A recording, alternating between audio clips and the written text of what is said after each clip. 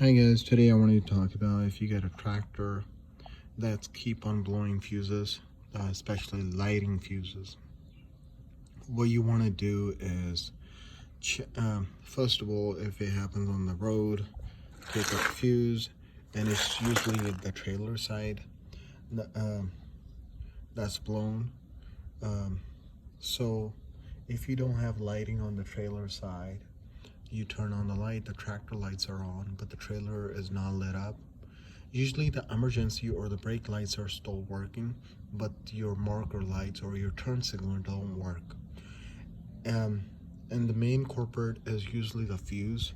So you just end up finding the fuse and you change it. And you usually take the micro fuse, this kind. Usually a 20 volt fuse, 20 amp. Is it a 20 volt? Yeah, it says 20 on it.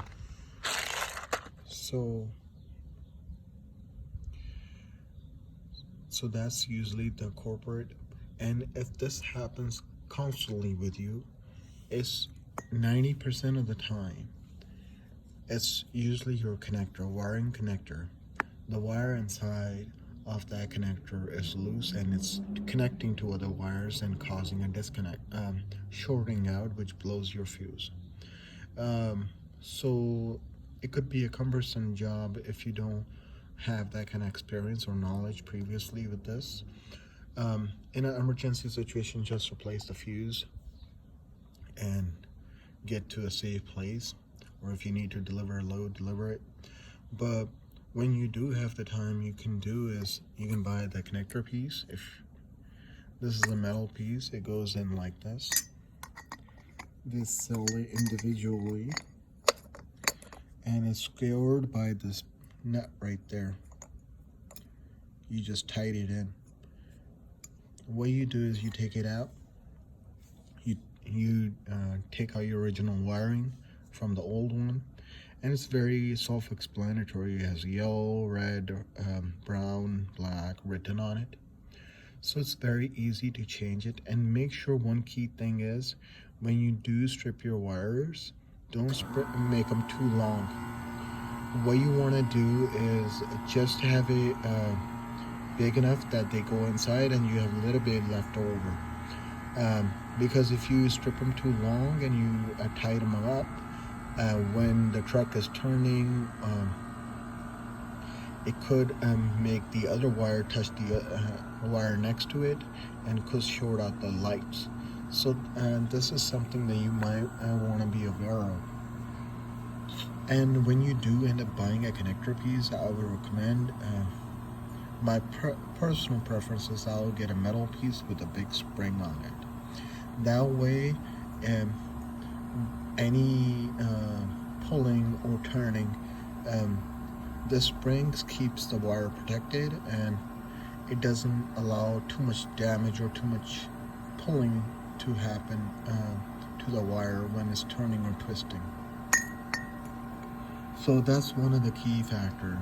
And also, if you're an owner operator, even if you're a company driver, I would keep a set of fuses with me, because down the road, the electronics on current trucks are very sensitive and they will blow out if they have a little bit of spike. What you want to do is get a set of fuses from like Amazon or eBay. I'm not promoting this company, but I got a good deal on them. I paid like $12 or $13 for this kit. So this contains all of the fuses.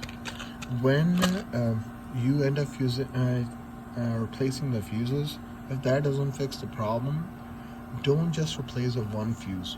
What I learned from my experience is, if you see, usually on the trailer side, under the hood, there's a long, on the bottom side where the tire is, right above the tire,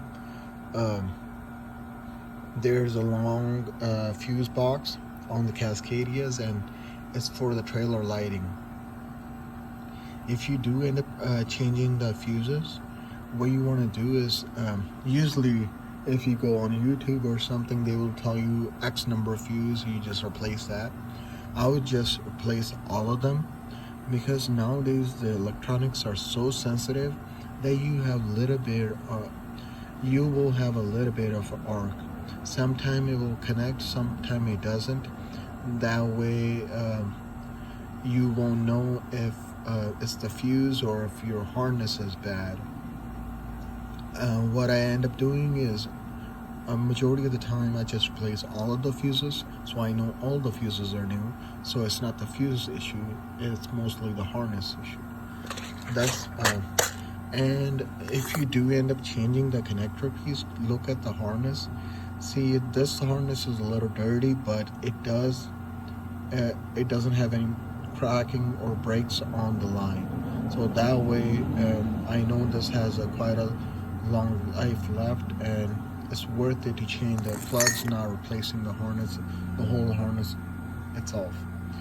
Harness on the road, it could cost you around 150, depending on where you stop. Some people even charge you $200.